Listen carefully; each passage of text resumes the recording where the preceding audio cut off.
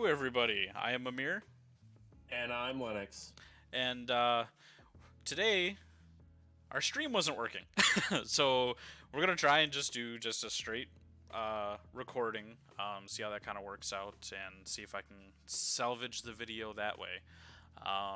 So sorry to everybody out there who tried to catch the stream live. This is gonna be more strictly YouTube because again, can't get the stream to work. It just keeps buffering. One thing we're gonna try and do that I mentioned in the stream is we're gonna try and get the videos shortened. We're gonna try and do like an hour long episode and then split the recording up into usually we'll do 2 hour long stream and then we'll split it up into the recording for 1 hour. Today, since we've had all these technical difficulties, we're probably only going to get just the 1 hour out of this one anyway. So let us know if you want to have us revisit this topic. And again, if you want to see us visit any other topic, just let us know in the comments. You know, that's a great way for you to engage with us. Say what you like about the video. Give us your opinions.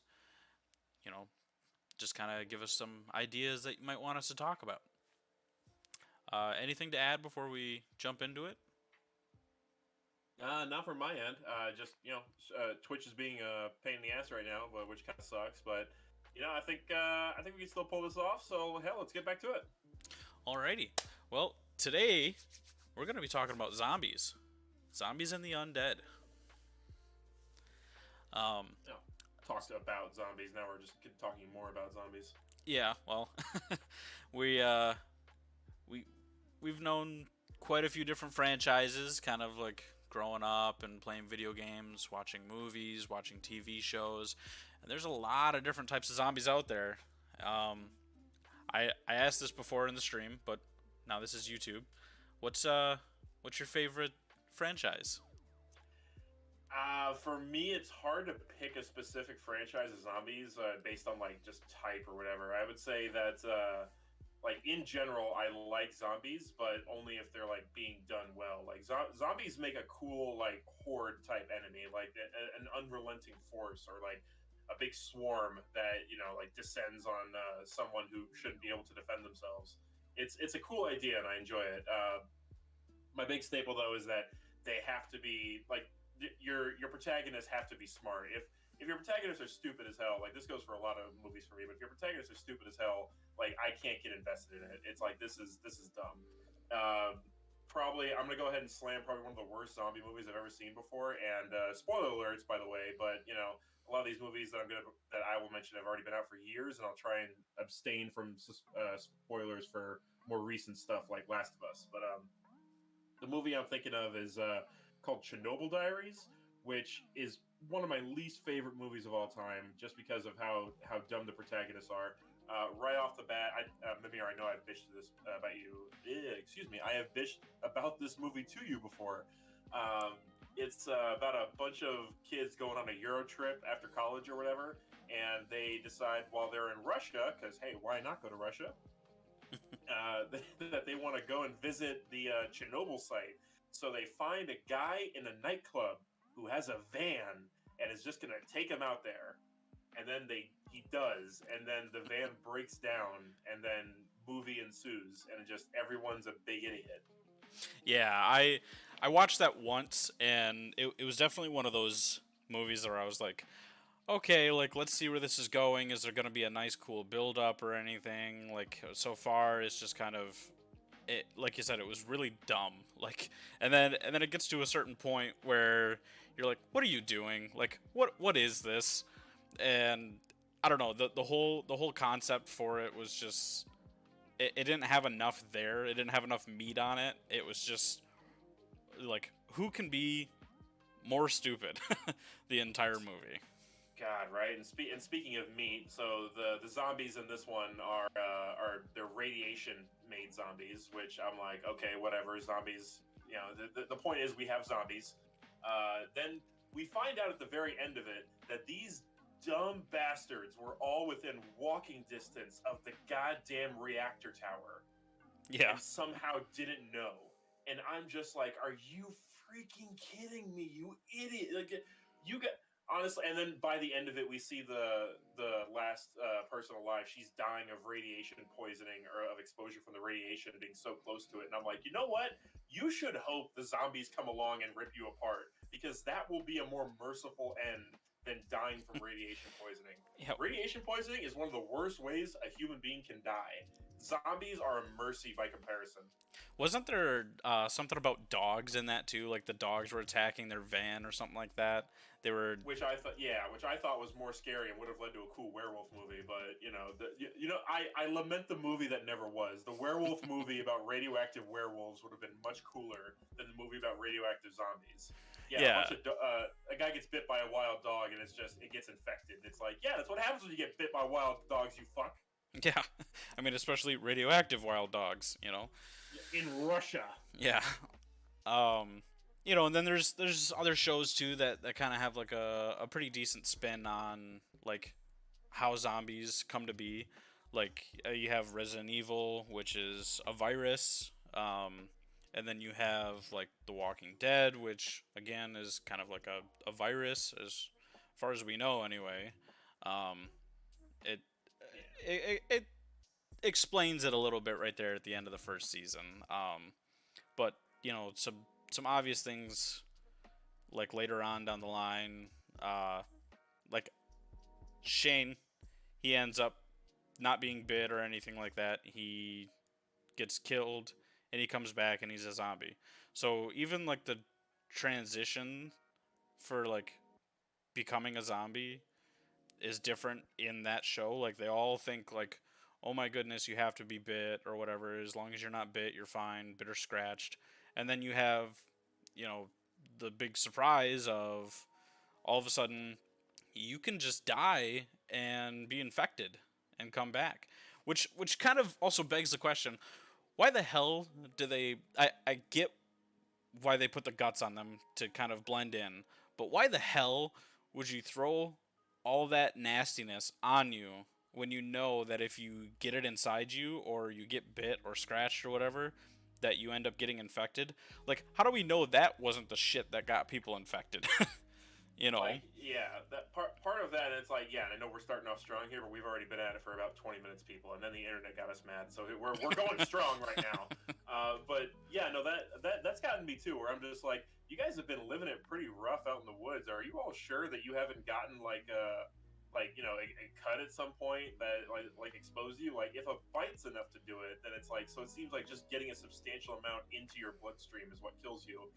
Like, think about the last time you went tramping through the woods, and you typically end up with a scratch or two from that kind of thing, even if you don't really pay attention to it. Yeah, or even a blister on your foot, Yeah. I mean, shit, how do you know you don't accidentally smear it on your face and all of a sudden a piece of it gets in your mouth? Like, how is that not going to count? Yeah, or seeping into your pores. Or seeping into your pores. Like, oh, some of it got into my eye. And it's like, oh, well, mucus that gets into your body too. I don't want to say mucus surface, but it's like, shit, some of it going up your nose, that's a mucus surface. How do you know that doesn't work?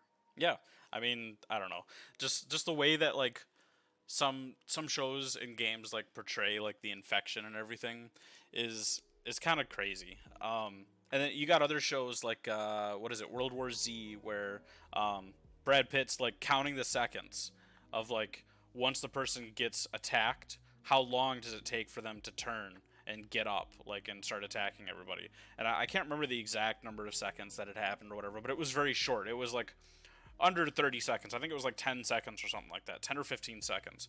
And like the quick infection rate is cool, but it also, that's fucking terrifying.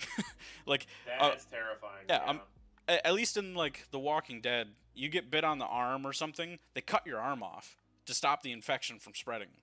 Well, now you have to deal with also the loss of blood and maybe that cut getting infected and everything else. Like, not infected by zombies, but just infected, because you can die from a normal infection. And then we know that if you are infected, or if you are dead, then you could automatically come back as if you were bit. So then you got other shows where it's like it happens so quick. And those ones I see more realistically, like if the government were to fall, or like society itself or whatever were to fall, it would happen with one of those types of scenarios. Either something so crazy happening like Resident Evil, or something that spreads so quickly that they can't control it. Right, and that's honestly one of the things also about like the zombie apocalypse films that like they always have to do. Like there's no in most reasonable scenarios, enough human beings know about zombies these days. It's enough a part of popular culture that you can't really escape the idea of it, and you know it's like yo, cut off the head or shit like that. Like you're at least aware of the concept. In movies, it's always 100% a surprise, and people have no idea what the hell to do.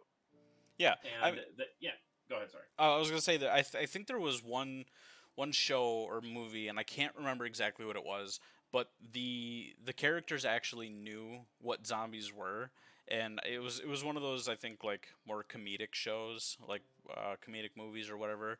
Um, like I don't think it was like Shaun of the Dead or something like that, but you know, like something similar where it was. Zombieland. Uh, No, I think it was still like, you know, one of those like they knew what zombies were, and they're like, holy shit, these are zombies, like this is real, this is happening, and they knew how to deal with it. I mean, still the world went to shit, but it was kind of funny how they're like, oh my god, we know what this is, and then it still was like too much for them to handle, or they made like too many stupid choices. Obviously, because it's a comedy, you know, they're gonna have like their, you know, they're dumb characters who are like, oh, it'll never happen to me, or if I do this, that's super obviously stupid to do. You know, they still end up getting hurt or infected or die or whatever, you know. But Mhm. The part to me that that always gets me also is like, and again, like it depends on the nature of the virus, like what we're getting to. Like you were mentioning counting the seconds, and in my mind, I'm like, okay, I know blood gets pumped through the human body super fast. Like I can't think of the exact numbers off the top of my head, but I remember reading it's like how long does it take like blood from one extremity to reach your heart to get pumped again or whatever, and it's very quick. Your circulatory system does a damn good job. But the thing is, though, is that it's like, okay, well, it's one thing to carry it, but it has to like infect the whole body or whatever. Like, and like 10 seconds or like 15 or even 30 seconds for infection is insanity.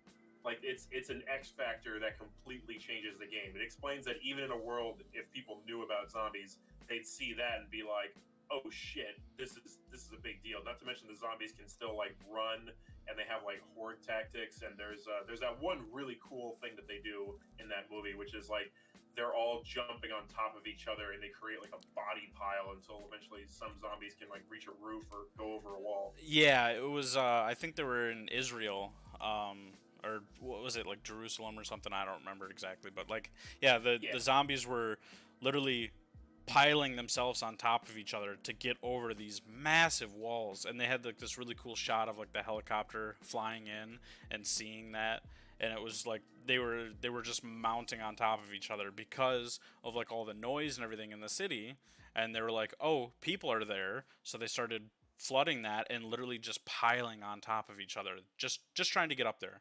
It wasn't so much of like a mindful thing where they're like, okay, let's stack like ants, you know, like ants can kind of form bridges and stuff and help, you know, like form their bodies to get each other across large like gaps and everything.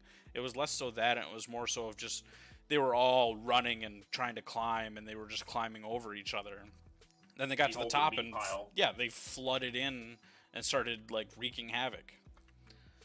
But Although I will shit on that movie for one thing though, and it's the fact that zombies ignore people who are sick, and them not figuring that out right away. Because I was like, shouldn't you have like thousands of cases like every hour of that being a thing?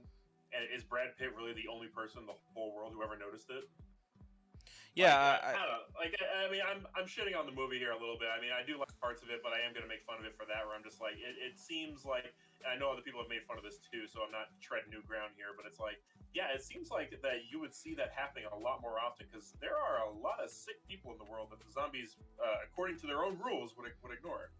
I think it was more so along the lines of like more terminally ill type, or somebody who has like a significant disease. It was less so of like, you know, oh, I got the flu already, and it was more so of, hey, I got leukemia or something, you know, like it was something that was more dangerous to the body, which is kind of interesting too, because how would a virus that takes over, or you know, whatever the case may be, I don't remember exactly how it's transmitted there, but like how would something be able to detect in a foreign body that, or I guess in a third person or whatever, how would they detect, you know, that that's not a viable host without first trying to enter the host?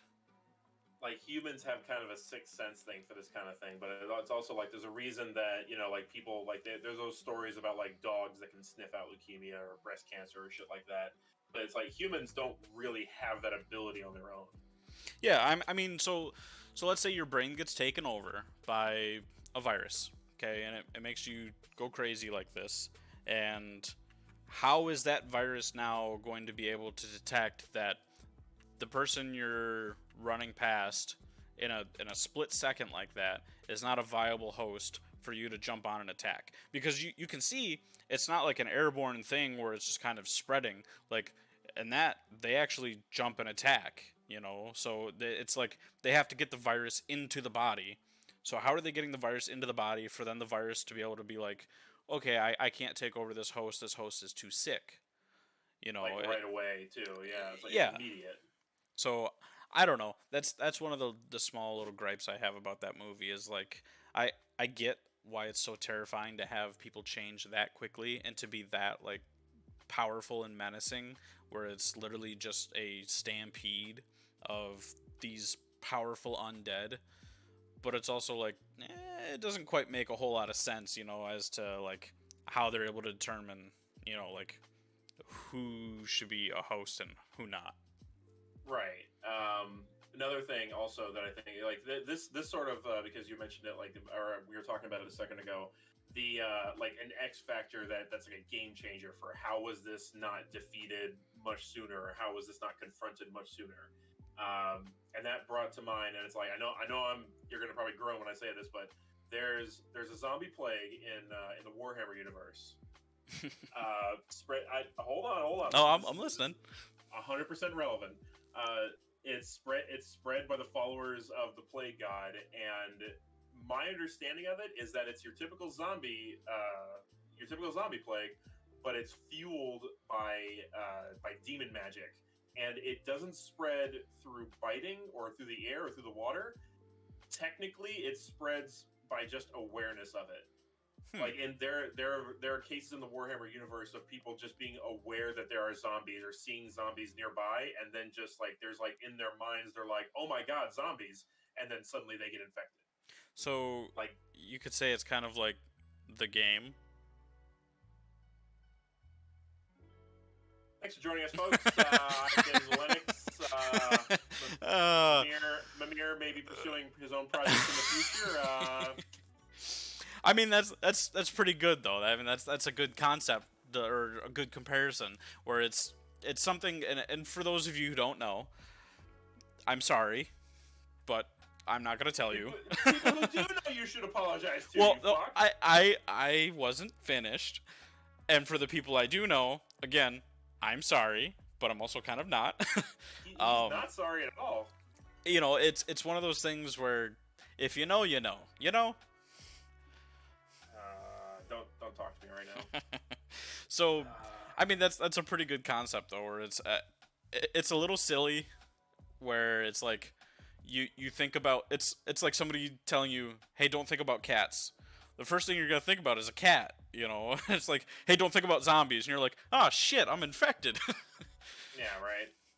Although, funnily enough, there have been like different TV shows like that where it's just like, hey, everybody don't think about this thing, and then right away it's like, well, now everybody's gonna think about it. It's like, quickly, don't think of your female coworker naked, and it's like she's standing right there, and you're just like, well, now I can't. Yeah, now I can't not see it.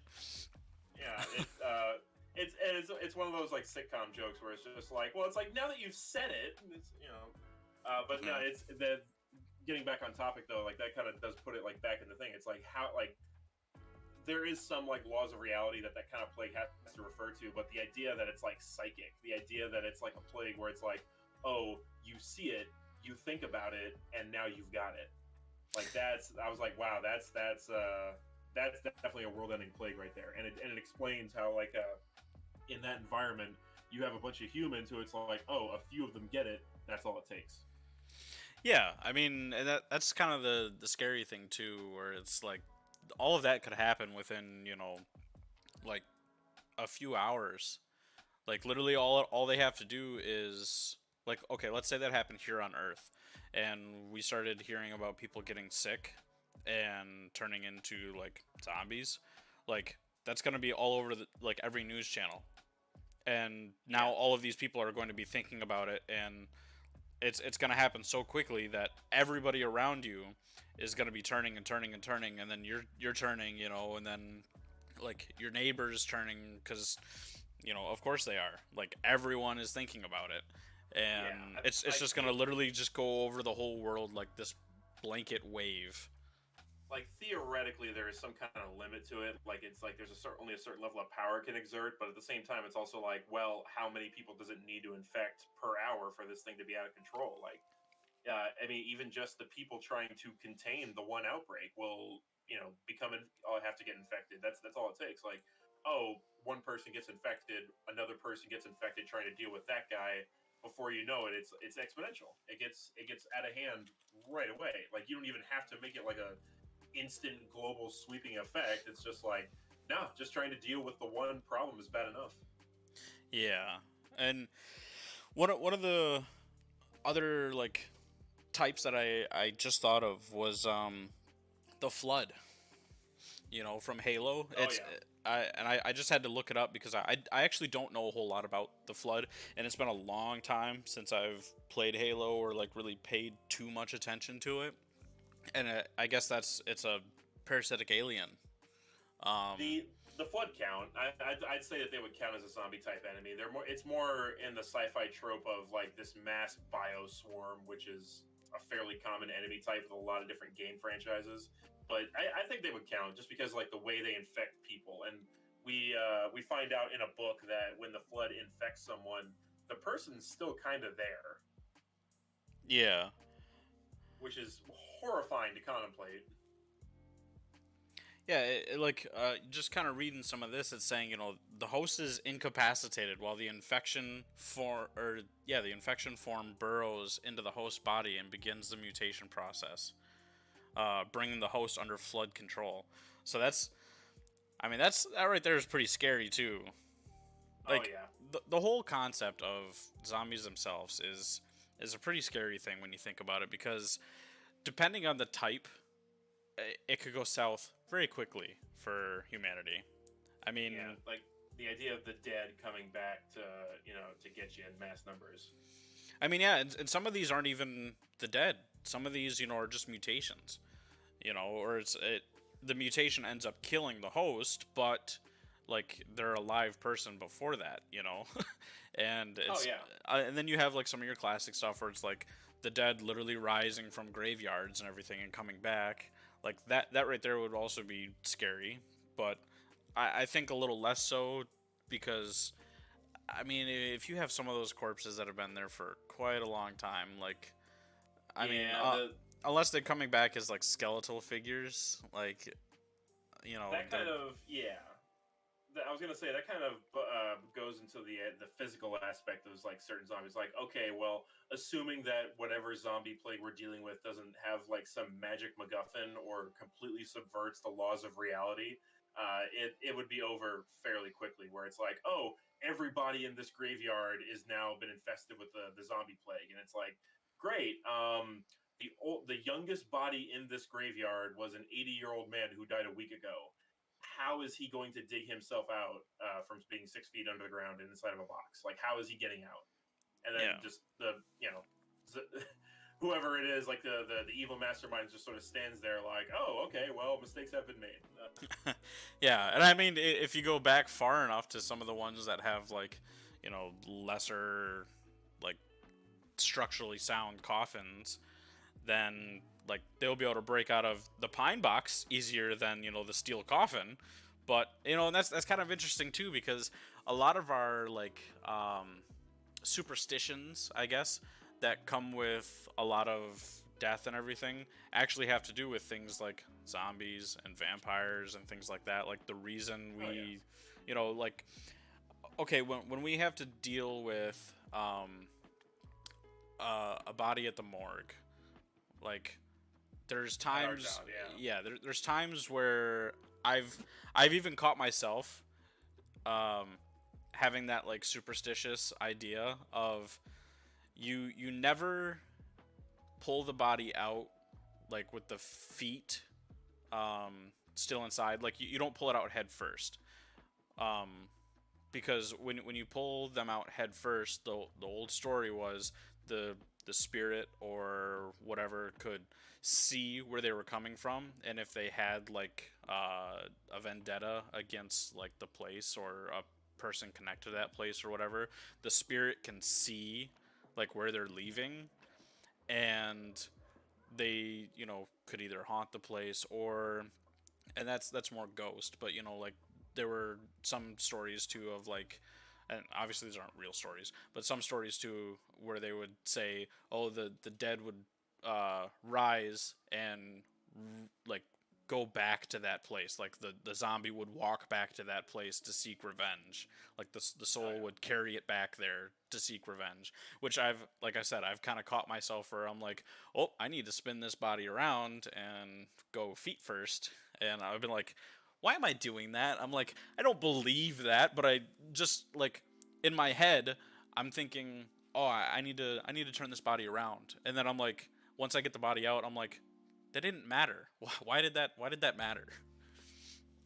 Not completely unreasonable for two reasons that I can think of. One being that it's easier to maneuver a body into a.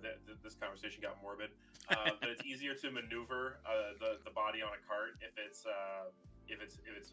head first, just because it's easier to steer the cart overall. Like the way the weight is distributed on it, it's easier for you to aim and then push. The second thing I can think of is that. Well, actually, I'm losing my train of thought here a little bit. The second thing I can think of, it was about how, like, story time for a second here. I'm going to go ahead and put this up for you guys. So, one time while we were at work, we were dealing with checking in a package to the morgue. And while we were doing it, someone apparently thought that, oh, we don't need to transfer it off of this bed that it's on because we're short on carts at the moment for one reason or another. So we're just going to slide this whole bed, in a hospital bed, into the cooler. It was one of the special hospital beds that we could do that with, so we said, okay, sure, fine. Apparently, this body was getting donated. Specifically, its eyes were being donated. And it's a little bit gruesome, but this is actually very valuable because there are humans who could use new eyes. And if you put down that you're an organ donor, these are valuable items. So we want to make sure we preserve them. So part of it is putting you in the cooler. The second part of it is we prop up the headpiece, or we prop up the head on the body, the headpiece of the bed up, so that the liquid is not draining and pooling away. It preserves it longer if the body is at a slant, or the upper body is at a slant, so that its materials are not pooling in at the back of the skull. So basically, the body is then left sitting up.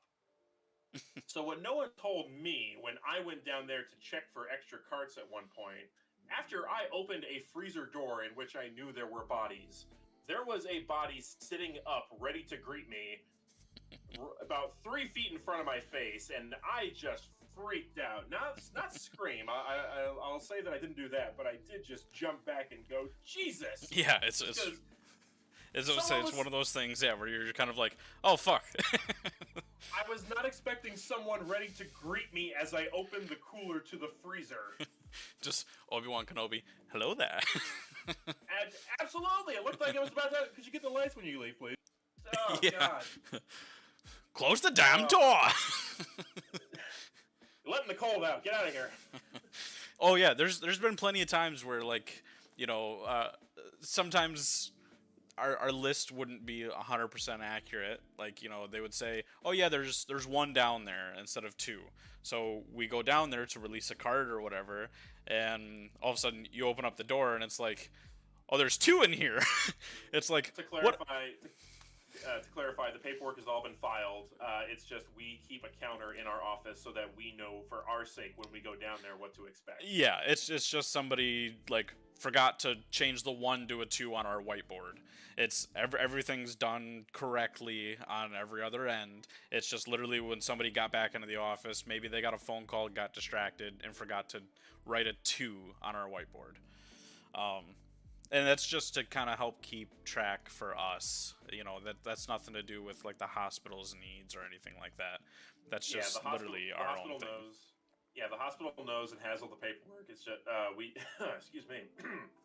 The hospital knows and has all the paperwork.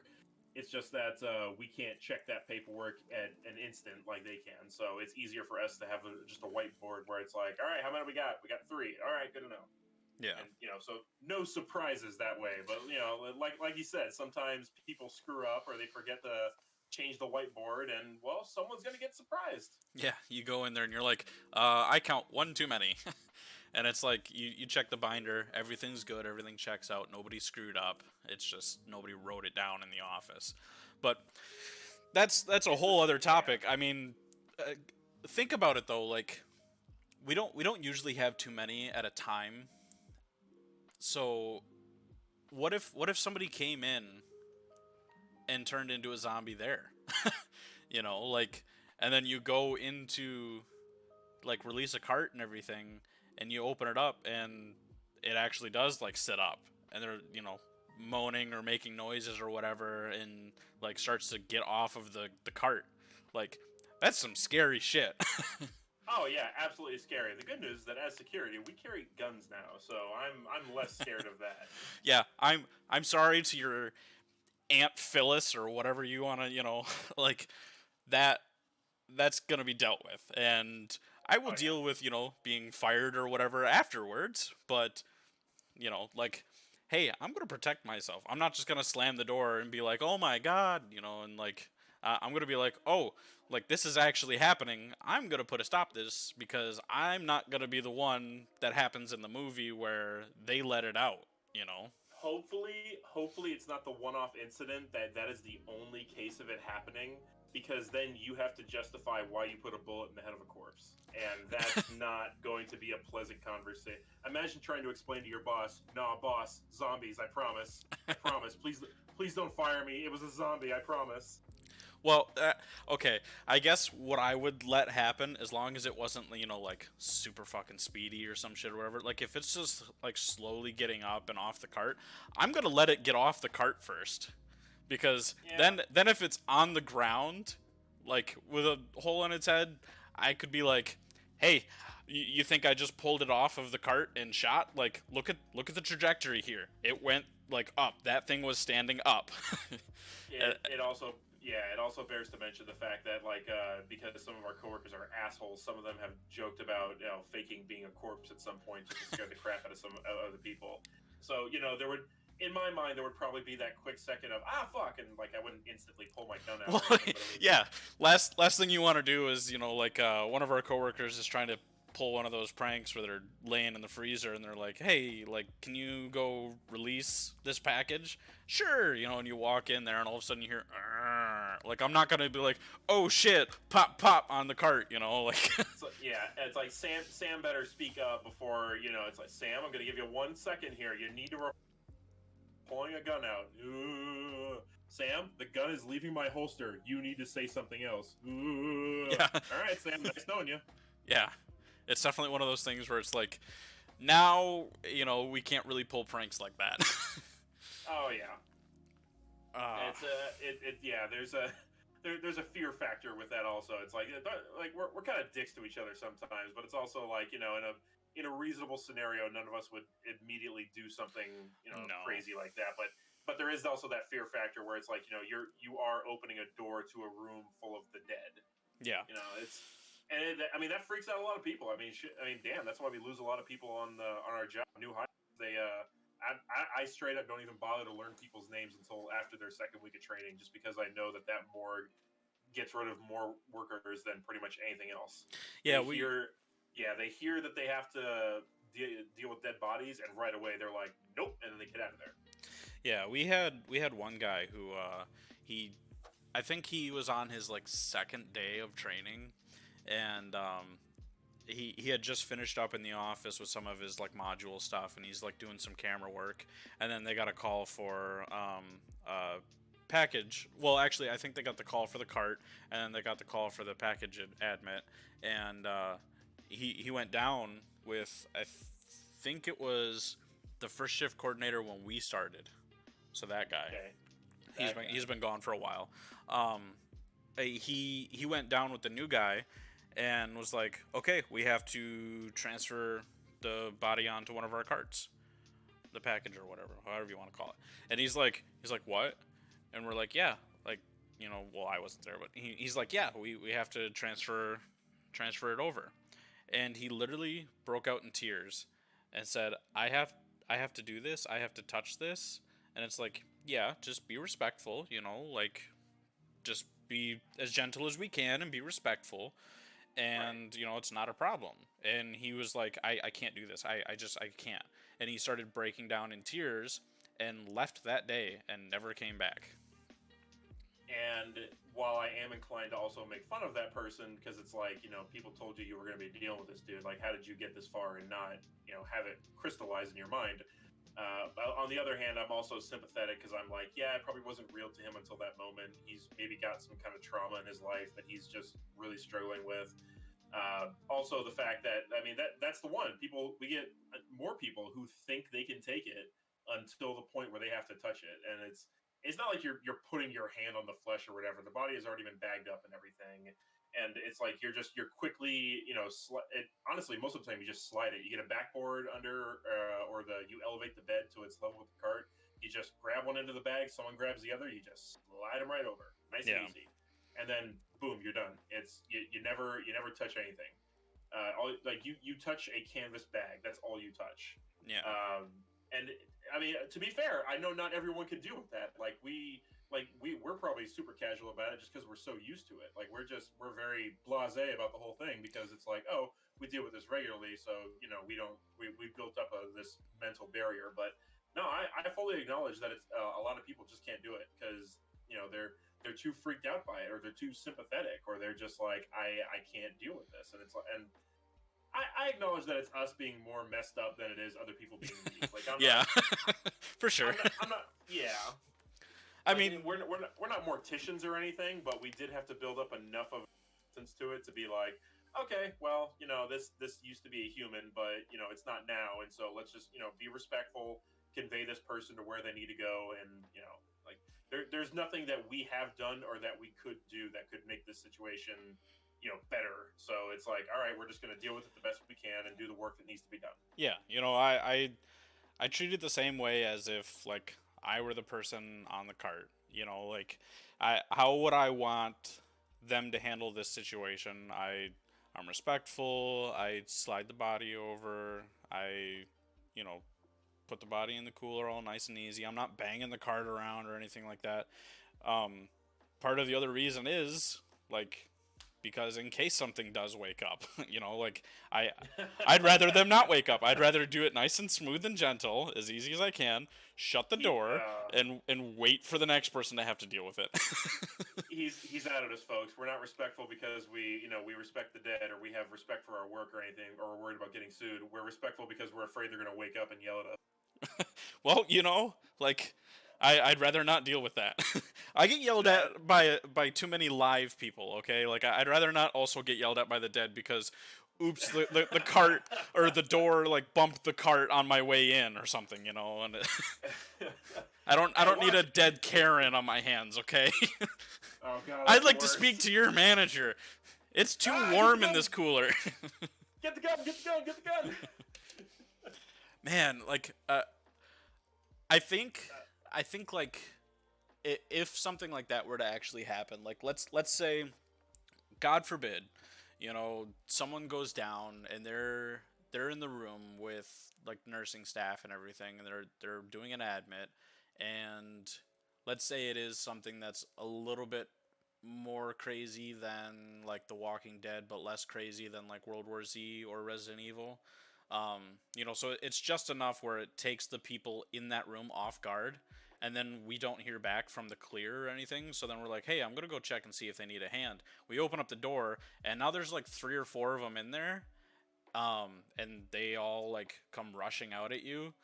Like having that break out at the hospital would would just be terrible. Like, I think it'd be a whole situation of like you'd be lucky if you ended up like Rick, where they can block the door and everything, and the rest of the hospital's all run down, and they manage to corral them. Like, do you think we could corral a bunch of zombies up to the second floor and lock them in the cafeteria or something?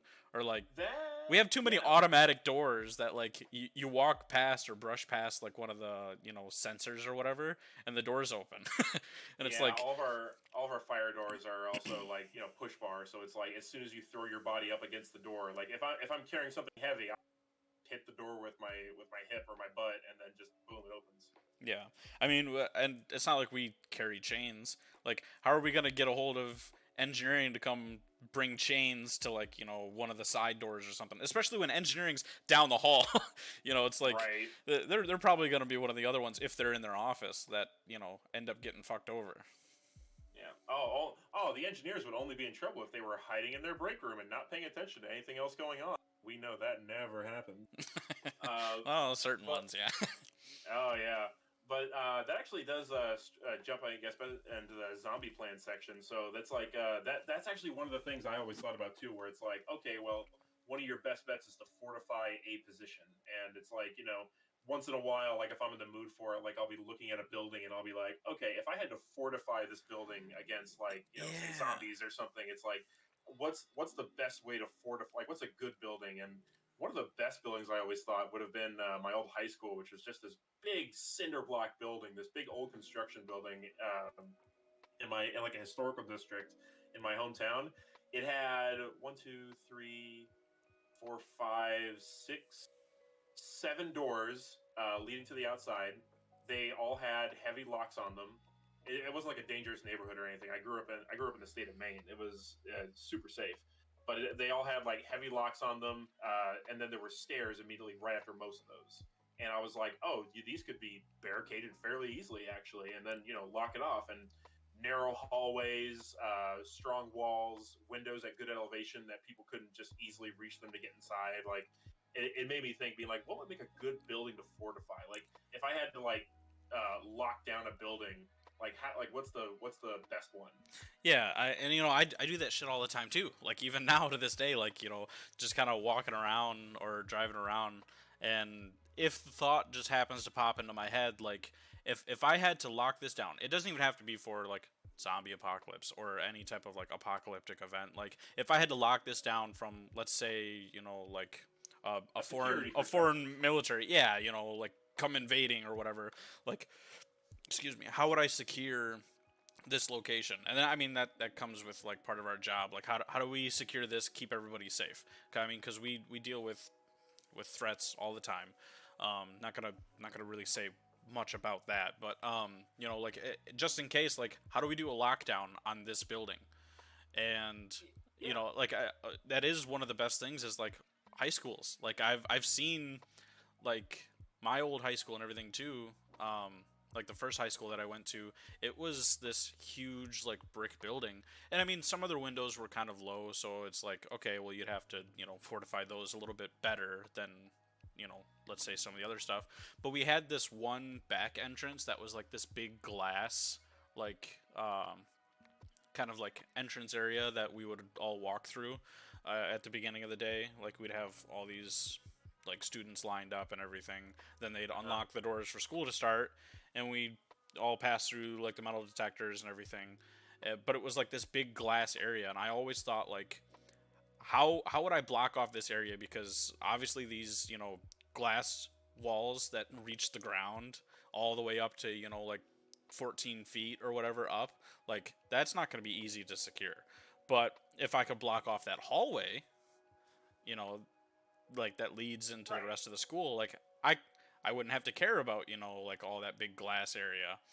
But the rest of the school was pretty like fortified. It was one of them really old buildings, because that glass I would imagine was probably somewhat newer of an addition like afterwards. because like the original like big stone steps in the front and everything was where like everybody exited school. You know, a lot of people got in through the back because that's where they had the metal detectors and everything. Which, you know what, I I know some people complained about that. I'm so glad our school had metal detectors. Like I think more schools need to be more secure like that. Just just because. But it it was definitely one of those things where, you know, I thought about how would I keep this place safe, and you know, where could I put like medical stuff? Where could I put, you know, um, like rations and everything? You know, like how would people live in this area if we locked it down during one of those types of events? Right, and that sort of goes into it too. Like, I didn't even think of it at that point, but with like a lot of like tragedies happening in schools and stuff too, I imagine that there's probably a fair number more people. Like, I thought of it, and I always considered it. It's because I watch a lot of movies, and I'm also just a massive nerd. That I'm just like, okay, well, I watched a lot of like sci-fi or like defense movies or horror movies where it's like, okay, we have to defend this position, and it's like, okay, well, is there any cover, anywhere we can like store supplies, like what are our overlapping fields of fire looking like here? And it's just situations like that. But it's also like, but now I guess like people are actually thinking of in terms like, okay, this building might be a target. What's the best way to defend it? Like that's, I mean, it's sad to think about in one way, but it's also like you probably get a lot more people asking questions like that of buildings they regularly visit. Like if it were to happen here, like what's my plan? And like Right. it's kind of sad, but it also like lends into the security mindset of it, where it's like, okay, like what are our options? Like what do we do? And I think that like older buildings are like one of the best options, like because like I said, my old high school was just a big cinder block. It was like 5 stories. There was 2 basements and 3 upper levels. That it just made me think, being like, okay, this would be a great building. It's basically a castle, a badly constructed castle, but it's a castle. And you could probably hold off a substantial assault in this building. Not to mention a lot of like twisting hallways and little alcoves and stuff too. It'd be like, okay, there's a lot of stuff you might have to block off if you're defending it, but this place would be a nightmare to assault if you were like anything trying to attack it. Like it'd be terrible. Yeah. Just limited entry, narrow hallways. In fact, that's one of the things I was thinking too when people were discussing like zombie plans or even like World War Z at one point, where it was like Japan, and they're like, oh, it's an island nation, so maybe it'd be easier, but it's also like they got limited guns, and so it's like how would they fare with like limited guns? But I was thinking about it in a way I hadn't thought about it in a long time, which was, oh, I've actually been to Japan though, and I've traveled through a lot of like urban areas and stuff too, and I've been like, yeah, those cities are constructed very differently from a lot of the Hollywood like Western styles that we're used to. A lot Yeah. of narrow hallways and narrow staircases, and Japan builds up and down. They don't build out as Well, much anymore. yeah, because they don't have much more room. I mean, they keep like a lot of their stuff kind of like more contained because they have like bigger. I don't know if it's technically like sacred areas or whatever, you know, but I, as far as I know, my very limited knowledge of Japan and Japanese culture, but like as far as I know, you know, they have a lot of like big like sacred areas, you know, where like they have Yeah, their temples and things like that, and it's like so they're more urban areas. They don't have much room to like go outward. we haven't run into it as much in the U.S., but it's like the idea that there are areas nation territory that are special enough that you don't want to spoil them, like national parks and stuff like that. The idea is the same. Like for example, Japan will never like demolish or burn or cut down the forest around Mount Fuji. Like it's too beautiful. Like it's insanity. You might as well suggest like raising Yellowstone to the ground. It's like you tell that to an American who like has any kind of realization or fondness for nature, and they're just going to be like, "Are you out of your mind?" Yeah. Like that, like there's no way you could get away with raising a lot of these parks, because it's like this is like it's a national asset basically. And that getting back on topic, it does sort of lend to the idea of being like, oh, if like in an urban environment like we see in like zombie movies, like they're just crashing down the street in like a big horde or whatever, it's like, okay, that's bad. But you get a swarm of zombies into a very narrow hallway, and you only have to take one or two at a time. suddenly that's a lot more doable. Yeah, eventually you're gonna have a pile up, and it's gonna be like they're gonna be trying to push a cork, through that hallway. Like you're gonna have a mountain of bodies that just kind of keep piling up and like get. I mean, they're gonna crawl over each other, but it's just gonna keep forming more and more until it's eventually clogged at one end, and they're not gonna get a chance to be able to wedge their way through. They're gonna have to start like breaking around and going different routes and everything, and like having something as winding as like a lot of those alleyways and everything, like that'd be really useful.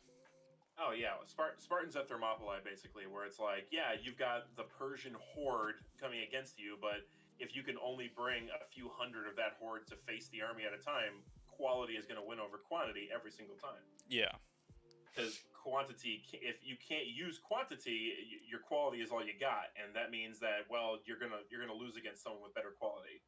And it's interesting to think about too. And I'm trying to think.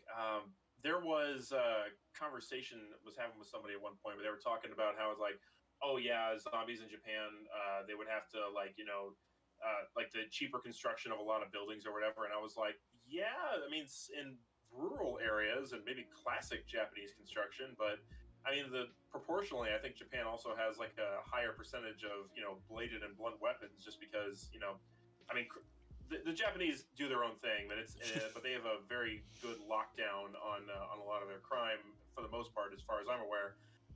But they also have a higher percentage. If you don't have guns, people are gonna go for something else, and Yeah. that's why in like anime and stuff too, it's like why you see kids with like knives and baseball bats. It's like, yeah, that's because that's what they got. Like that Yeah. even the adults, that's what they got. I mean, obviously, like here in the U.S., like we have so many guns, and I'm all for guns. I love guns for the sole fact of being able to protect yourself and your loved ones, whether that be from inside or outside forces, whatever. And plus, to me, they're fun. I like guns. I like going and shooting and everything. And I think that with just the sole number of people in this country with guns and how our military operates, I think if something were to break out like that, unless it was crazy, like before, like I said, World War Z or Resident Evil or whatever, unless 15 seconds to yeah, infection. Yeah. unless it was something crazy like that, I think we'd have a pretty good control over it. Obviously, you have some of the movies where it's like, oh, we need to not kill this, take it in, study it, and then obviously something goes wrong, and then you get a big like section of the government falling because the military brought in like all these specimens, and they underestimated the ability of the undead, and then it became a huge problem. Which people buy into because having been a government employee at one point in my life, I can the U.S. government. Like there, I hate to phrase it quite so harshly, but it's like I can absolutely believe that somebody will screw up because they're like, I know better. Don't question me, even though I'm making these decisions unilaterally and in a vacuum. And then it's like, okay, and then crisis hits, and that person's reaction is, how could this have happened? Who didn't warn me? Yeah. Well, what's really funny about that is, as you were saying whatever you were saying about the government, your mic decided nope, and then like, you did it again. and like as you finished your sentence, you're like, oh yeah, I hate to say that about the government or whatever. Like your mic came back perfectly, and it was like, oh, that I could not have timed that any better for like a little like technical difficulty on your end there. It was like, Fed boys. yeah, they censored you perfectly there. Fed boys, they're after me. I knew it. But well, doubling back for a second, it's like I'm saying it's like I'm not unfamiliar with the idea of government incompetence. Like it Yeah. happens. There. At the end of the day, you get people being people, and no one's perfect. But especially when you get individuals who value bureaucracy more than common sense. Like you get some pretty stupid results. It's why when someone shows up from the government to screw up in a movie, like I'm like, yeah, that kind of makes sense. It makes sense that there's someone this stupid. Like it's meant to make you mad. It's like, how could you be this stupid? And I'm like, no, there are people this stupid in the real world. It's just they get elevated beyond their station, and before you know it, we're all having to clean up the mess. Yeah, because it's some type of personal gain. Like you see the scientists in Resident Evil, they want to like get like the perfect soldier or the perfect like working class and everything. Like they want like this own separate entity that they can control to kind of do their bidding, and then it turns into like, oh no, we didn't realize it was going to be like this, and their own hubris like destroys them. They're they don't think of like what could happen, they just think of what they want to happen, and then all of a sudden it all falls apart and they're like, well, we don't have a plan for the what if, like we only had our plan, you know and they're Um, or they're like, they realize, like, oh well, they're more aggressive than we thought they were, so let's now change this into, we can use them as soldiers. And it's like, yeah, but you don't have any control over them. Like, you just gonna release the zombies like on your warring nation or whatever?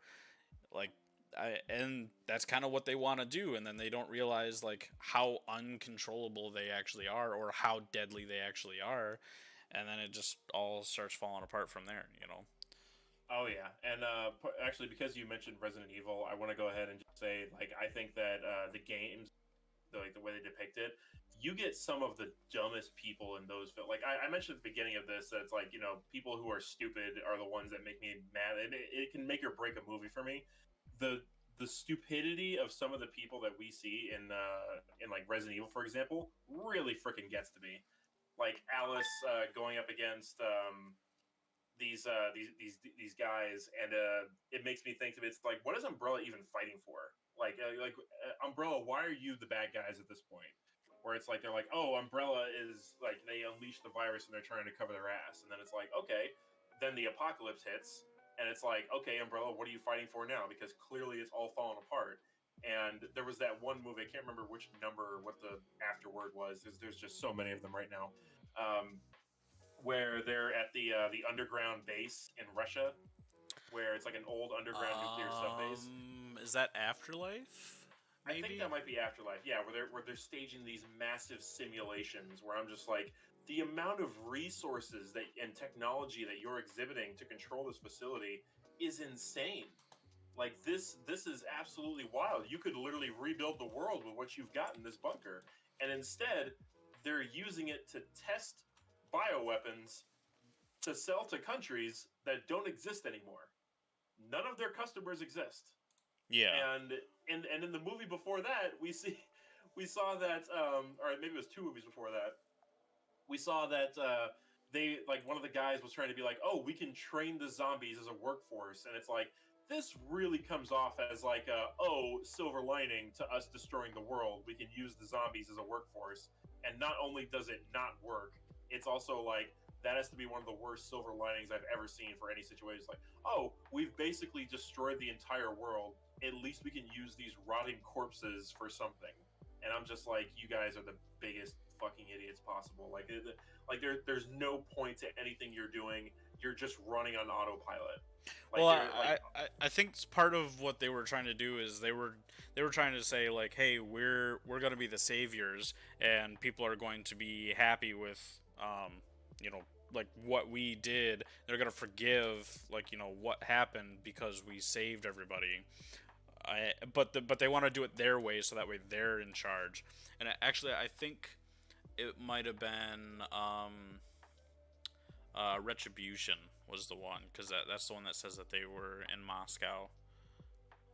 yeah, I think that's the one. Yeah. Yeah, I just had to look it up because it's been a while since I've seen all those ones too. I think Extinction might be one of my favorites though, but um, yeah, that's the whole franchise of Resident Evil is somewhat confusing, especially with like some of the games starting like just a couple years ago. Like you start getting some of the more weird ones where it's the family in the cabin, and it's less so zombies and now more of these like mutations. There's always been mutations and everything, but it doesn't come across as like zombies anymore. It seems a little bit more like uh, kind of like your average like horror movie, you know. And then you start getting more into some of the like more paranormal instead of like just supernatural type of feel for it. Um, it and like the um, what's the one with like there's werewolves in it. It's Resident Evil 4 or Village or whatever it is. Yeah, that one's that's the one with everyone's favorite Dami Mami.